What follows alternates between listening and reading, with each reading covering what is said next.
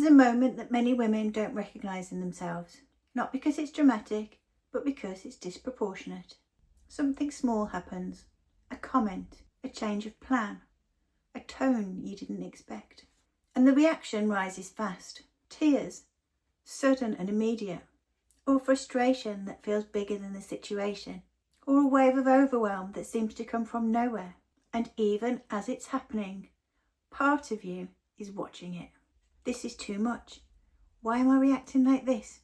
This isn't me. But you can't just switch it off. So you ride it out. You pull yourself back together. And afterwards, there's a quiet aftermath. Confusion, embarrassment, a loss of trust in your own reaction. Because it's not just the emotion, it's the unpredictability of it. That's the part no one really talks about. Emotional swings in midlife aren't just stronger emotions. They're faster, less buffered responses. For years, there's been a natural space between stimulus and reaction, a moment to process, to regulate. In midlife, that space can shrink, not disappear, but become less consistent. So emotions move through more directly, more quickly, more intensely. Here's what's actually happening.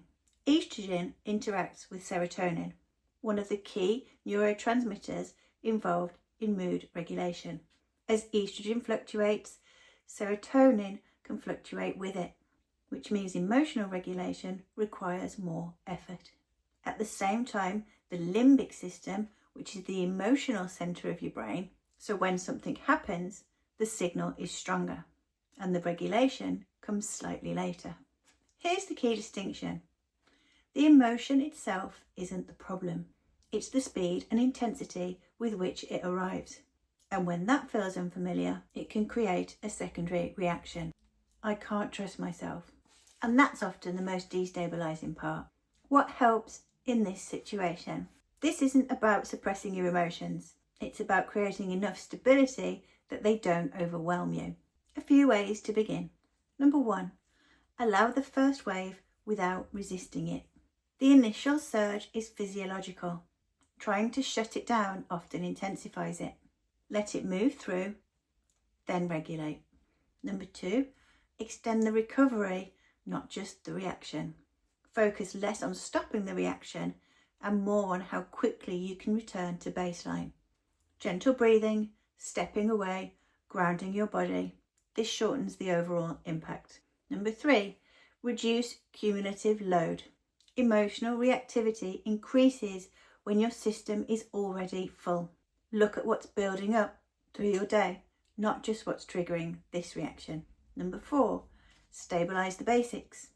Sleep quality, nutrition and nervous system support all influence emotional regulation. This isn't separate from your emotions, it underpins them. And number 5, rebuild self-trust deliberately.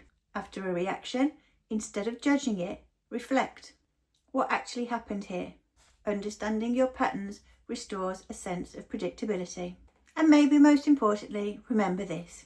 You're not becoming emotionally unstable. Your system is becoming more reactive under pressure.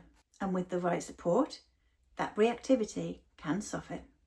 If this video has resonated, you may be interested in my 8-week guided program called Capacity.